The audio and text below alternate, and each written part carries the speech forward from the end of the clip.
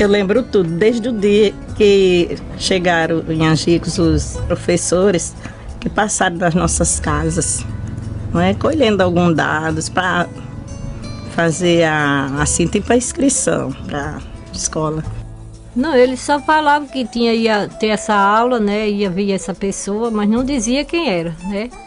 Só fazia dizer que ia fazer a matrícula da gente, pra gente estudar com ele, mas dizendo o nome, mas não dizia quem era ele, né? Ele veio 3 vezes. Ele ensinava, cuidava da gente, perguntava de tudo, ele perguntava de como a gente vivia, como era a vida da gente.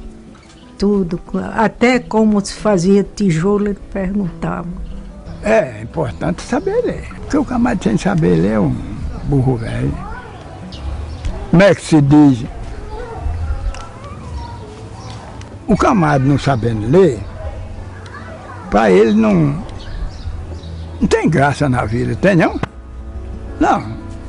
Quando a realidade faz sentido, ela se traduz e se materializa na escrita de quem passa a entender e compreender o mundo onde vive.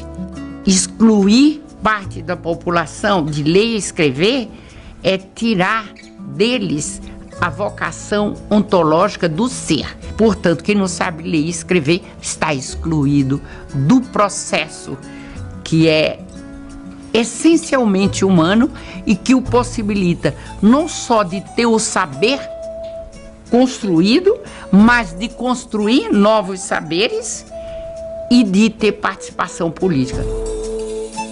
Paulo Freire, educador pernambucano.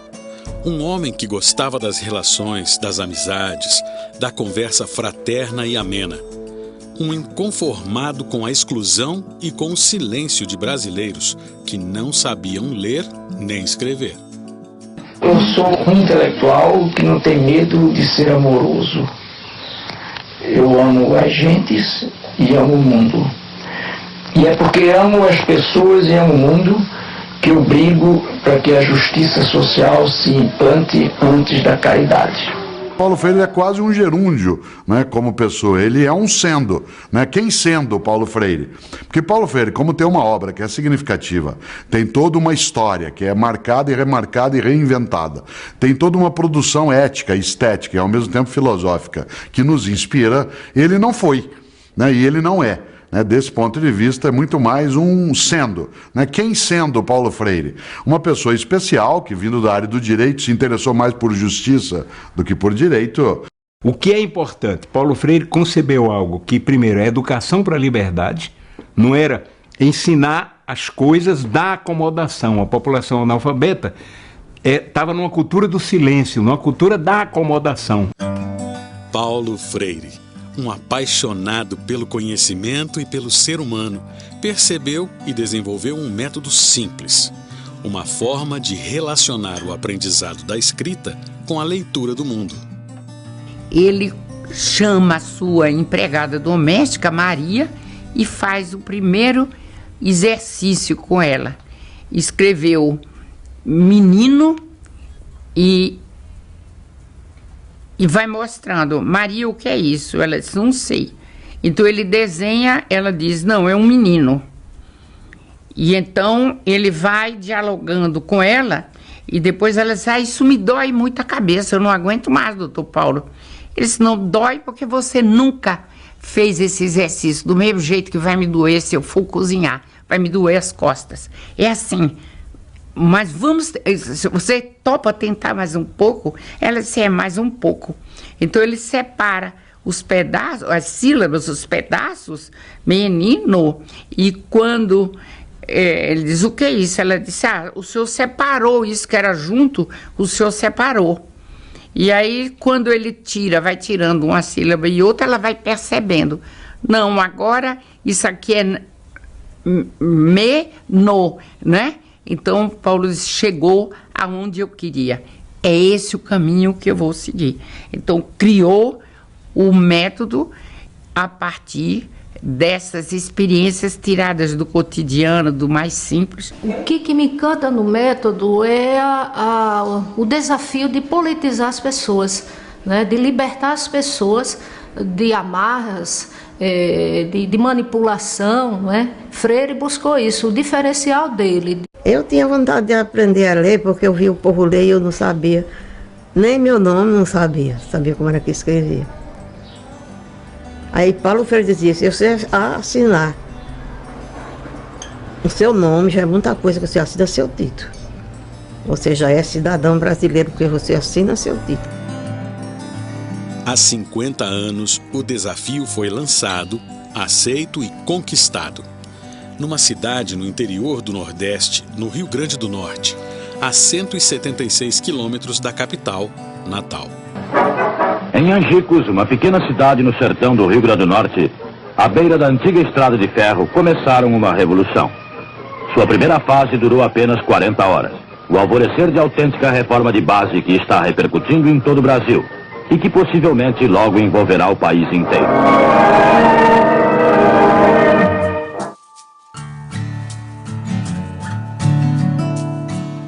Paulo Freire, educador, ainda na década de 50, criou o método 40 horas. Um processo de mudança pedagógica vasta e profunda. Angicos foi a voz dos nordestinos. Um projeto de cultura popular, de respeito às tradições, à cultura e aos saberes do povo. Um instrumento de transformação social. Quando nós chegamos a Angicos, a princípio eles muito desconfiados, mas depois que nós fomos nos dar a conhecer para dizer o que realmente nós estávamos trazendo para eles, houve uma empatia muito forte, porque eles reconheceram que nós levávamos para ele alguma coisa de muito valor e que eles tinham condição de responder à altura, porque eles inclusive participaram com algumas sugestões para a inclusão durante o processo de alfabetização. Tudo era difícil, que a gente não sabia nada, né?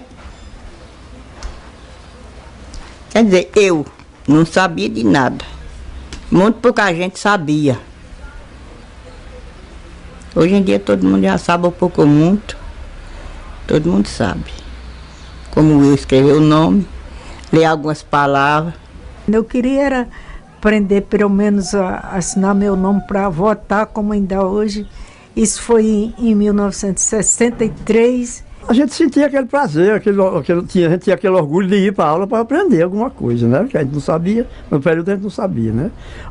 Há 50, 60 anos atrás, quem é que sabia de nada? Quando nós fomos informados da existência de um projeto a ser desenvolvido, que estavam recrutando voluntários universitários para participar de um projeto de alfabetização de adultos em 40 horas. O secretário de Educação, Calazans Fernandes, identificou o Paulo Freire, através de amigos, e nós, do movimento estudantil, também identificamos o Paulo Freire como um parceiro interessante.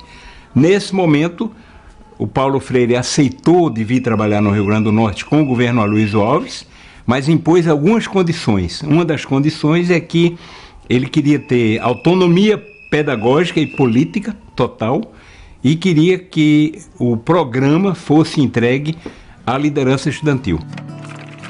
As palavras como verdadeiras geradoras do conhecimento, refletidas nas paredes, projetavam a realidade e aos poucos começavam a desenhar o futuro. O início de uma jornada onde as palavras do cotidiano passariam a fazer sentido para 380 alunos de Angicos. Pois é, para a gente foi uma surpresa e é uma palavra que nós não conhecíamos. Belota, a primeira palavra, foi algo que, primeiro, era original. Segundo, bem simples, fonemas bem diretos, bem simples. E lindo, porque belota é um enfeite, berloque, um enfeite nas celas, um enfeite em arreios dos cavalos, um enfeite nas casas, etc. Era belota, era na cartilha, a cartilha de ABC, como hoje ainda chama, cartilha de ABC, né? Aí tinha a história de ler, um C, um ACAK, um C, um OCOCO. Aí o meu avô, meu pai de criação, dizia que eu não dissesse a palavra seu cu, que seu cu, né? que aquela palavra era horrível, não era para mim dizer. Ave Maria, eu lutava muito, só faltava morrer para não dizer aquelas palavras. Passava o retrato, passava os filmes. Passava aquele programa, passava o filme do tijolo. Aí ele ia dizer para que se viu o tijolo. Passava o filme do prédio, aí ele ia explicar por que não entrava lá. Em Angicos, né, foi um momento político fundamental, um momento de criar, né, de ter uma visão diferente da educação, de realmente buscar não parte de cartilha, que até então, né, a cartilha, o manual era muito presente no processo de alfabetização. O número de pessoas que falam que não, eu fui alfabetizado usando a cartilha, não sei dos quantos. O método que nós desenvolvemos a partir, inspirado, digamos assim, nas ideias Paulo Freire, nós considerávamos o universo vocabular do aluno, ou seja, o local onde eles viviam, mas nós considerávamos todas as outras questões que diz respeito a qualquer método no sentido de alfabetizar. E para nós, o entendimento da filosofia freiriana, que orienta a prática do educador, fincada nessa leitura de mundo, na compreensão que o aluno tem, que o educando tem, da vida dele, da realidade social, para que ele releia essa realidade e ele se aproprie de novas leituras e novas compreensões. Para isso a gente selecionou mais ou menos 13 a 16 palavras geradoras, que progressivamente têm os fonemas que nos permitem de aprender a ler e escrever toda a língua brasileira. E a pedagogia freiriana, ela tem um fundamento na leitura da realidade. Então, acho que o mais forte é isso. E a dialogicidade, não é o diálogo entre o que sabe e o que não sabe, mas a relação dialógica de Paulo Freire, acho que está muito forte. E a prática educativa, que vai partir da reflexão da ação para se transformar em uma nova ação. O alinhamento das sílabas começou a gerar os primeiros vocábulos, e ao final da 4ª hora, as palavras já estavam replicadas no caderno. Quando eu aprendi, a primeira vez que eu escrevi meu nome, 2 palavras que eu gostei de escrever logo no início foi o meu nome, do meu pai e de minha mãe. Quando eu cheguei e mostrei, ela ficou emocionada. Assim, mãe, meu filho, você já aprendeu tanta gente, eu estou iniciando agora. Porque é muito bom, é a vida da gente. A primeira palavra que eu aprendi foi bota. É um B e um O e um T e um A. Para os alunos, a rotina diária, nem sempre fácil, compensava o prazer de, no fim do dia, descobrir, aprender, compreender.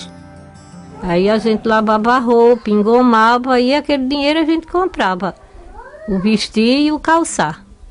Aí quando era de noite a gente ia para a aula. Escuro, que não tinha essa energia. Aí lá ele ensinava a gente, lá na casa da avó de João Maria Pinheiro, era com aquelas luzes de lamparina, ou então com aqueles farol que tinha aquelas mangueiras que estava queroseno. Eu lembro até o cheiro daquela lâmpada que dava umas bombadas para ela manter-se acesa. Eu lembro do cheiro do mato, quando mandava a gente caminhar para fazer aquela filmagem. Filmavam a gente, depois passava na parede, a gente se via lá na tela. Nesse tempo eu trabalhava na roça, né? Aí quando trabalhava dia, quando era de noite, ia para a escola. Como em uma construção, as palavras começaram a erguer o conhecimento, tijolo a tijolo, e a relacionar o saber à vivência de cada um. Era a consciência do eu sabedor, político e atuante começando a se formar.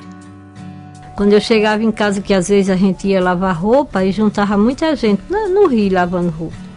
Aí eu dizia, eu acho que essas aulas não vai ter futuro. Porque é uma história que só ensina a gente as coisas bestas, belota, meu Deus, não lembra as outras palavras. Não tá vendo que isso não leva ninguém para ir aprender nada? Mas aí aquilo ali foi só a besteira do pensamento, né? Porque levou com a belota mesmo, levou Maria a chegar hoje onde ela está. Eu me lembro que uma das coisas que a gente utilizou muito para motivar depois, foi um poema, O Analfabeto, de José Praxedes, um poeta popular, que emocionava demais a eles e a gente também. A primeira estrofe é assim: patrãozinho, se assente aqui nessa raiz de aroeira para ouvir a triste história de Zé Vicente Ferreira. Essa história, seu moço, é muito triste, patrão. Tem a tristeza do touro que berra cheirando o chão no lugar que derramaram o sangue do seu irmão. E a razão dessa tristeza eu posso até lhe dizer. É porque meus olhos têm luz, mas a luz não dá para ver o segredo das escritas de tanta letra bonita do povo que sabe ler.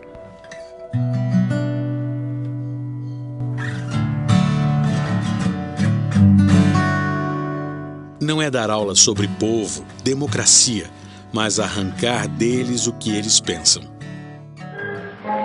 Quem vende o voto é a massa. Povo vota com consciência. Através da educação, dessa educação política, ele queria imprimir isso nas pessoas, de que as pessoas participassem mais da vida na sociedade, né? O presidente da República, João Goulart, com a presença de vários governadores do Nordeste, participou do encerramento das 40 horas. A aluna mais idosa, Maria Hermínia, entregou cartas escritas pelos participantes do curso ao presidente. Assim se formava a primeira turma de Angicos. A aluna mais nova foi presenteada pelo próprio presidente Goulart. Aí meu pai me levou lá na frente. Aí ele tirou uma caneta do bolso. Aí disse, lê aqui apontando, e me deu um jornal para eu ler. Aí eu li apontando, terminou, ele disse, você quer ganhar o quê de presente? Aí eu disse, uma bolsa que eu vou entrar na outra escola, aí quero levar meus cadernos para a escola. Em seu discurso de encerramento das 40 horas, disse Paulo Freire: não se fala com a projeção deste slide, não se fala em belota, em coisa nenhuma, e deixa-se que o povo, seguindo a mesma orientação do método, debata o que aqui está. O Castelo Branco pediu para sentar junto de Paulo na hora do almoço, depois da formatura. Aí ele disse, professor, depois que eu ouvi o discurso de um lavrador daqui, dizendo que quem aprende a escrever pode fazer uma nova carta, que era uma nova Constituição, eu estou achando que o senhor não é só dito que é subversivo, o senhor é de fato subversivo. Aí Paulo disse, pois é, general, eu sou subversivo sim. Eu subverto, minha intenção é subverter a ordem social injusta. O caro general engoliu aquilo em seco, não disse nada. E Paulo disse com os botões dele, como a gente costumava falar, se o golpe vai vir mesmo. Na época, o Brasil vivia a iminência da ditadura. Alfabetizar, conscientizar, tornar o cidadão conhecedor do seu papel por meio da leitura soava como uma ameaça. Naquele tempo da Revolução Militar, que aquele homem era comunista e vinha botar a ideia comunista na cabeça do povo. Aí ele é de Pernambuco, esse Paulo Freire, que já morreu, é de Pernambuco. Agora ele não veio sozinho não, ele trouxe muitos com ele. Agora como ele era o cabeça, só caía tudo em cima dele. Aí depois veio uma conversa que tinha ele, Paulo Freire, era da parte dos comunistas, e por isso tinha se acabado tudo. E que quem fosse dessa escola vinha matar. Aí o pessoal, todo mundo com medo, acabaram, rasgaram os livros, rasgaram papel, tocou-se fogo em tudo, com medo. Os alunos foram ameaçados de terem sido manipulados por uma experiência qualquer comunista que pretendia subverter a ordem. Nós não víamos nada de maldade naquilo, pelo contrário, nós tínhamos produzido algo que era de muito valor para as pessoas e as pessoas davam conta disso. Mas isso deu um resultado que foi nefasto na época. Nós vimos os colegas presos, Paulo Freire preso, depois exilado, sofrimento muito grande das pessoas e das famílias, e nós fomos aconselhados a não nos encontrar mais. Terminou sendo um momento, né, por mais contraditório que seja, o momento em que ele teve indo para o Chile, e quando ele consegue realmente elaborar melhor as suas ideias, então isso por escrito. A filosofia de ensino Paulo Freire colocou a educação como um espaço de transformação social e hoje está difundida no Brasil e no mundo. Paulo Freire foi um grande educador. Deixou uma contribuição enorme para nós brasileiros. Eu acho que nós ainda não conseguimos desvelar o verdadeiro Paulo Freire e a mensagem que ele trouxe para nós. Eu acho que Paulo Freire foi embora muito cedo. E a gente precisa recuperar esse Paulo Freire. Paulo Freire era um otimista crítico. Nem ele era um pessimista ingênuo, que é aquele que achava que a gente pode fazer, a vida é assim. Aliás, se ele assim pensasse, ele não teria feito o que fez. Nem ele era um otimista ingênuo que achava que a escola e a educação por si faria qualquer coisa. O que mais define a postura dele em relação a isso é a clássica frase: a educação e a sociedade não mudará sem a escola, né? Mas a escola sozinha não muda a educação. A Maria foi uma coisa mais importante do mundo, rapaz. Se eu não soubesse nada com ela de mim. Quando ele veio 30 anos depois, aí ele também me perguntou: se o presidente hoje perguntasse o que você queria ganhar, o que era que você respondia? Eu digo, eu não ia pedir mais uma bolsa, porque era pessoal, eu ia pedir um salário digno para os professores. Eu gostaria de ser lembrado como um sujeito que amou profundamente o mundo e as pessoas, os bichos, as árvores, as águas, a vida. O que ele trouxe para nós, para todos nós, ex-alunos dele, foi um ato de amor, de fé e de gratidão a todos que nada sabiam.